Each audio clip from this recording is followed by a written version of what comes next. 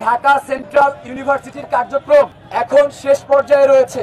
গত সোমবার সরকারের পক্ষ থেকে প্রথমবারের মতো ঢাকা সেন্ট্রাল ইউনিভার্সিটির রূপরেখা জাতির সামনে তুলে ধরা হয়েছে। দীর্ঘদিন শিক্ষার্থীদের শিক্ষা বৈষম্য নিরসনের জন্য আড়ালে কাজ হলেও গত সোমবার সরকার সকল সাংবাদিকদের সম্মুখে এসে রূপরেখা প্রকাশের মধ্য দিয়ে যে মাইল ফলক সৃষ্টি করেছে সেটিকে আমরা প্রতিটি শিক্ষার্থী অন্তর থেকে স্বাগত জানাই। এক্সট্রিম মশার কয়েল প্ল্যান্ট ফাইবার দিয়ে তৈরি, তাই সহজে ভাঙে না, সুগন্ধিযুক্ত ও নিরবিচ্ছিন্নভাবে চলে। ডেঙ্গু, চিকুনগুনিয়া বাহি সহ যে কোনো মশার বিরুদ্ধে দেয় এক্সট্রিম সুরক্ষা।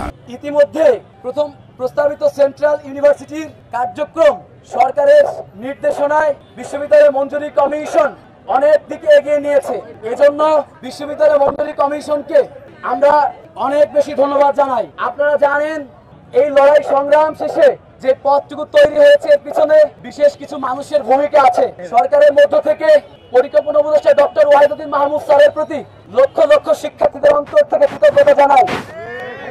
আমরা ধন্যবাদ জানাচ্ছি শিক্ষা উপদেষ্টা সিআর আবরার স্যারের প্রতি, ইউজিসি চেয়ারম্যান ডক্টর এস.এম.এ. ফায়েজ স্যার সহ ইউজিসি সদস্য ডক্টর তানজিমউদ্দিন খান স্যারের প্রতি অন্তর থেকে কৃতজ্ঞতা জানাই। স্যার শিক্ষার্থীদের অন্তরে ব্যথা বুঝতে পেরে প্রতিটি ক্যাম্পাসে ঘুরে সমাধান বের করেছেন। প্রিয় সাংবাদিক বৃন্দ, অত্যন্ত দুঃখের বিষয় আমরা সকল কিছুর দৃশ্যমান পদক্ষেপ দেখতে পেলেও চূড়ান্ত সমাধান পাইনি, যার ফলশ্রুতিতে আপনারা জানেন সোমবার বিশ্ববিদ্যালয় মঞ্জুরি কমিশন এবং শিক্ষা মন্ত্রণালয়ের প্রেস ব্রিফিংয়ে নতুন বিশ্ববিদ্যালয়ের অধ্যাদেশ, সনদ এবং লোগোর মতো গুরুত্বপূর্ণ বিষয়গুলো অপ্রকাশিত রয়ে গেছে।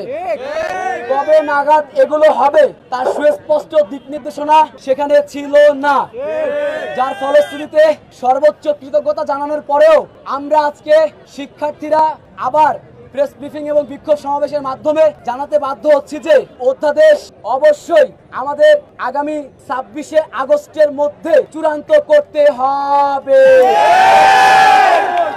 অধ্যাদেশ চূড়ান্ত করার সাথে সাথে ভিসি, প্রক্টর নিয়োগ সহ যাবতীয় সকল প্রকার কর্মকর্তা নিয়োগ করে বর্তমান শিক্ষার্থীদের ঢাকা কেন্দ্রীয় বিশ্ববিদ্যালয়ের নিয়ন্ত্রণে পরিচালিত করতে হবে।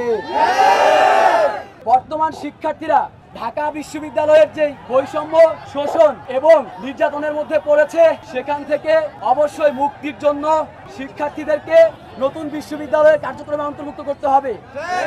তিনটি মূল দাবি, অর্থাৎ 26 সেপ্টেম্বরের মধ্যে অধ্যাদেশ জারির পর ভিসি, প্রক্টর নিয়োগ এবং বর্তমান আগস্টের মধ্যে অধ্যাদেশ এবং শিক্ষার্থীদের সেখানে অন্তর্ভুক্তকরণ।